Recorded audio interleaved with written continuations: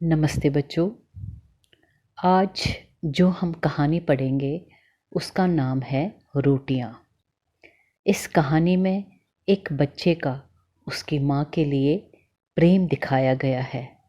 अपनी माँ को गर्म रोटियां खिलाने के लिए वह बर्फ़ के तूफ़ान की परवाह नहीं करके स्कूल से घर की ओर चल पड़ता है।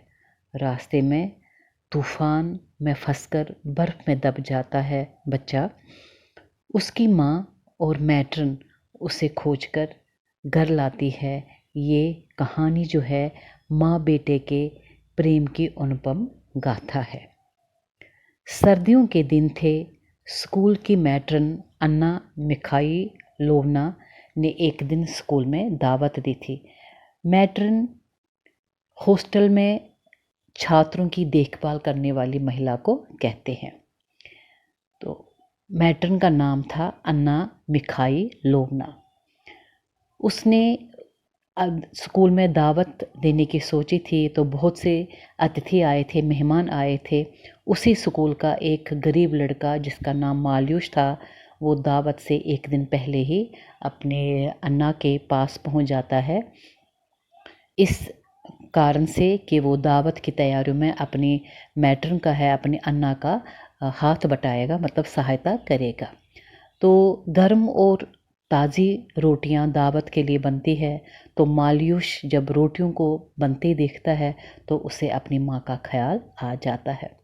तो माँ ने बहुत दिनों से गर्म गर्म रोटियां नहीं खाई थी, जबकि उसकी माँ को गर्म रोटियां बहुत ही पसंद थी।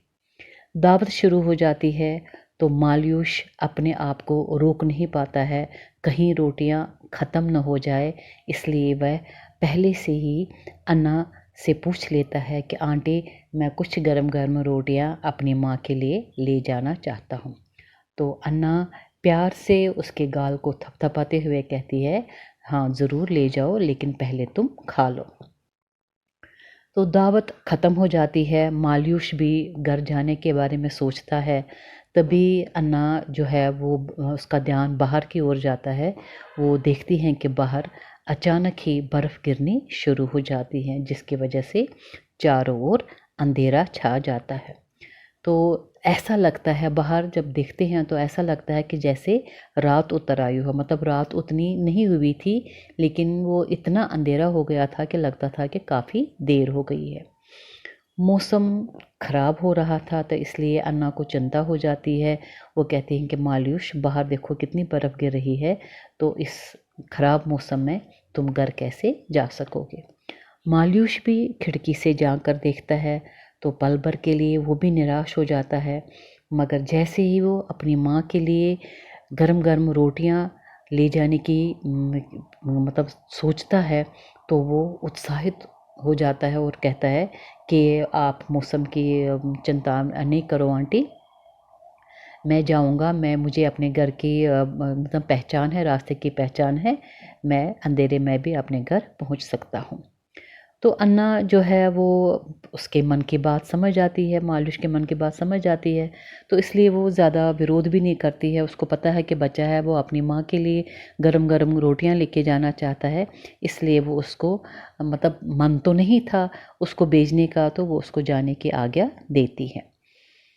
मगर जाने से पहले, मतलब इसको माल्यूश को भेजने से पहले, वो माल्यूश को अच्छी तरह से गर्म कपड़े पहनाती है, सिर पर गर्म रुमाल बांध देती हैं और गर्म गर्म रोटियां भी बांध कर देती है उसकी माँ के लिए। तो माल्यूश जब अन्ना से विदा लेकर चला गया तो एक काले रंग का कुत्ता जिसका नाम ब्लैकी था, वो भी माल्यूश के साथ चल पड़ता है, क्योंकि उन दोनों में काफ़ी अच्छी दोस्ती थी। तो अन्ना उन दोनों को दरवाजे तक छोड़ने के लिए आती है। वो ये महसूस करती हैं कि मौसम जो है लगातार ख़राब होता जा रहा है, मतलब बर्फ़ के बड़े बड़े टुकड़े जो है वो तेज़ हवा में सरसराते हुए उड़ रहे थे। धुंध भी, कोहरा भी इतना बढ़ गया था कि 2 हाथ की दूरी के पर भी उन्हें कुछ नहीं दिखाई दे रहा था। तो बर्फ़ और कोहरे की वजह से सारी रोशनी जो थी वो ढक गई थी। अन्ना एक बार फिर माल्यूश को रोकना चाहती है, मगर कुछ सोच समझ कर वो फिर चुप रह जाती है। तो माल्यूष और ब्लैकी काफ़ी दूर आगे निकल जाते हैं, मतलब वो अन्ना की आंखों से ओझल हो जाते हैं। तो अन्ना अपने कमरे में वापस बैठ जाती है किताब लेकर, लेकिन वो बैठ नहीं पाती है, उसका मन पढ़ाई में लगता ही नहीं है। वो फिर माल्यूष के बारे में सोचने लगती है, बार बार उठकर वो खिड़की से झांकती है कि मौसम कैसा हो गया है। बाहर बर्फ़ और हवा ने बहुत ही खतरनाक बर्फीला रूप, मतलब तूफान का रूप ले लिया था। तो जितनी तेज़ी से बाहर बर्फ़ गिर रही थी, उतनी ही तेज़ी से अन्ना की के अंदर की दिल की बेचैनी जो थी वो बढ़ रही थी। अचानक वो कुछ सोचती है और तेज़ी से गर्म कपड़े पहनकर वो घर से निकल जाती है। गली में पहुंच जाती है तो अकेले आगे बढ़ने की उसकी हिम्मत नहीं पड़ती है।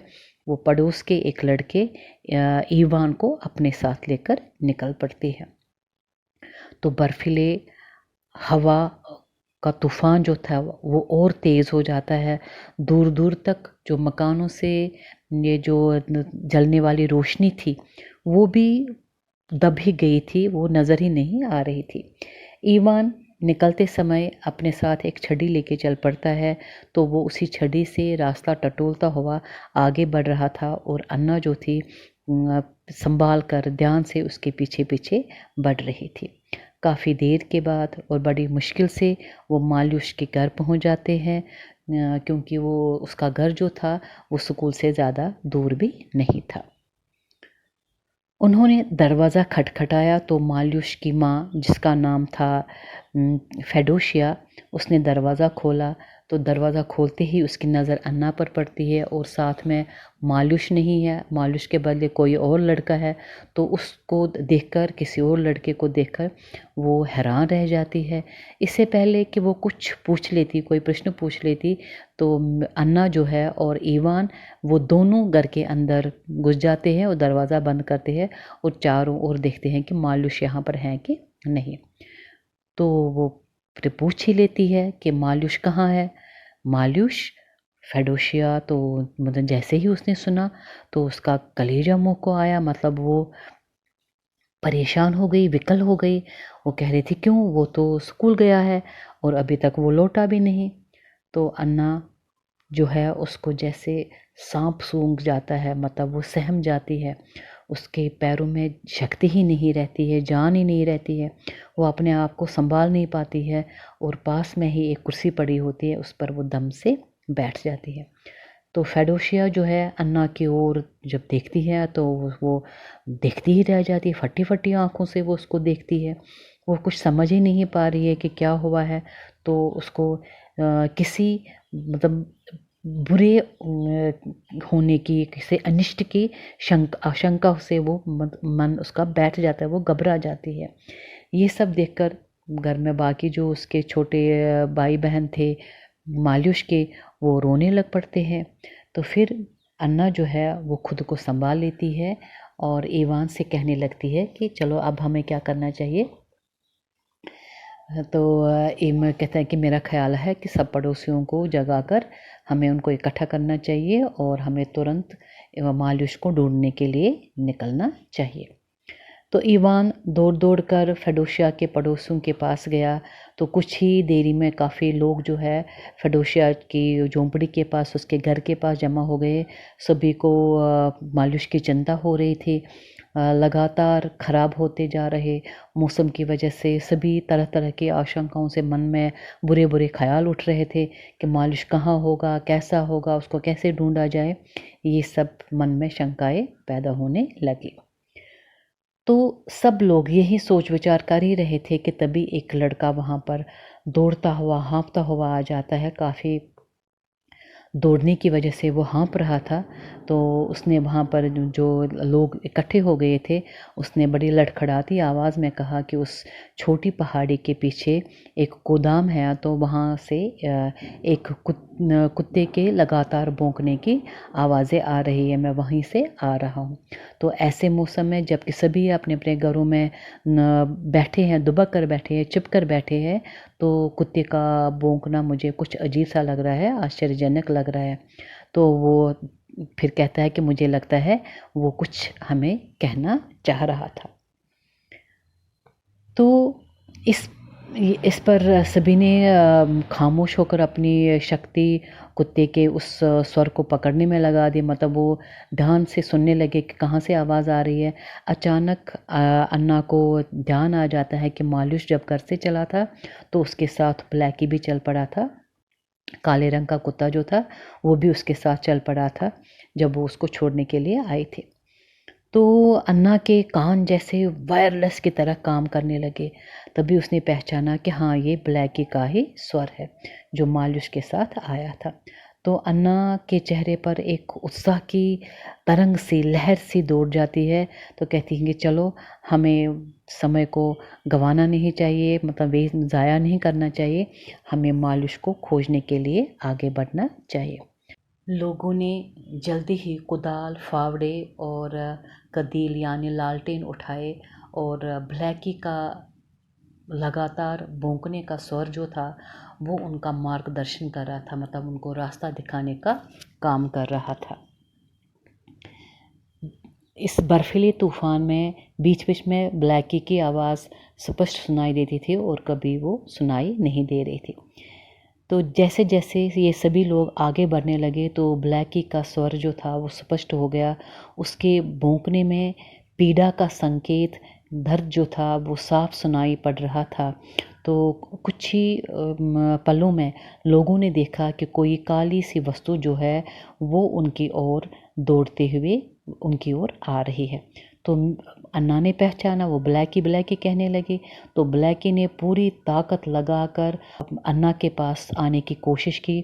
अन्ना के पास पहुंचकर वो एक चक्कर काट जाता है और गिर पड़ता है। तो अन्ना उसे उठाती है, अपने गले से लगाती है। ऐसे में ब्लैकी को थोड़ी सी ताकत सी आ जाती है और वो अन्ना की गोद से उतरकर तेज़ी से उस बर्फ़ के ढेर की ओर भाग जाता है जहाँ पर ब्लैकी नीचे दब गया था और वो अपने पंजों से उस बर्फ़ के ढेर को खोदने लग जाता है। तो ऐसा जब लोगों ने ऐसा देखा कि कुत्ता ऐसा कर रहा है तो उन्होंने फुर्ती से उस बर्फ़ के ढेर को हटाया। धीरे धीरे उस ढेर के नीचे मालयूष दिखाई देने लगा। तो मालयूष को देखते ही फेडोशिया ने रोना शुरू कर दिया, किंतु अन्ना ने साहस से, धैर्य से काम लिया। उसने सबसे पहले उसकी नब्ज़ देखी, वो चल रही थी। तो अन्ना के चेहरे पर राहत के भाव दिखाई दिए। इस भयंकर सर्दी की वजह से मालयूष का सारा शरीर जो था वो अकड़ा पड़ा था, वो मूर्छित था, मतलब वो बेहोश था। तो बाकी लोगों की सहायता से अन्ना ने मालयूष को उठाया। वे लोग जल्दी से उसे फेडोशिया की झोंपड़ी में ले आए। मालयूष के सब कपड़े उतार दिए गए और पास में ही तेज़ आग जलाई गई। तो उसके शरीर पर अच्छी तरह से उन्होंने मालिश की। तो ईवान भी इन सब कामों में काफ़ी आगे बढ़ रहा था, मतलब सहायता कर रहा था। उसने काफ़ी मेहनत की थी, अन्ना का पूरा साथ दिया था। फेडोशिया अब धीरे धीरे से रो रही थी। थोड़ी ही देर में मालयूष के शरीर में हरकत होने लगी। उसका अकड़ा हुआ शरीर जो था मालिश की वजह से और आग की वजह से वो धीरे धीरे खुलने लगा था। तो ये देखकर वहाँ पर जो भी मौजूद लोग थे उनके चेहरे पर हर्ष की लहर दौड़ गई, मतलब सभी के चेहरे जो है खुशी से खिल गए। तो मालयूष के छोटे भाई बहन, उनकी आंखों में भी आंसू भर आए। धीरे धीरे मालयूष ने अपनी आंखें खोल दी। वो आश्चर्य से, हैरानी से चारों तरफ देखने लगा। वो समझ नहीं पा रहा था कि यहाँ इतनी भीड़ क्यों जमा हुई है, क्योंकि वो मूर्छित हो गया था, बेहोश हो गया था। तभी उसकी नज़र अपनी माँ पर पड़ी। तो माँ की आंखों में खुशी के आंसू थे। मालयूष उठ बैठा और अपनी माँ के चेहरे को अपने दोनों हाथों में भरकर बोला, रो मत माँ, देख मैं तेरे लिए अपनी मैट्रन के घर से गरम गरम रोटियां लाया हूँ। माँ ने कसकर मालयूष को अपने सीने से लगा लिया और फफक फफक कर रो पड़ी। अन्ना जो थी उसने आगे बढ़कर मालूष के सिर पर हाथ फेरा और बड़ी मुश्किल से अपने आंसुओं को काबू कर लिया, उनको रोक लिया। वहाँ पर उपस्थित, वहाँ पर जो भी सभी लोग थे उनका यही हाल था। सभी की आंखों में आंसू थे, लेकिन सभी ने अपने आंसुओं को काबू में रखा था। तो बच्चों ये थी कहानी।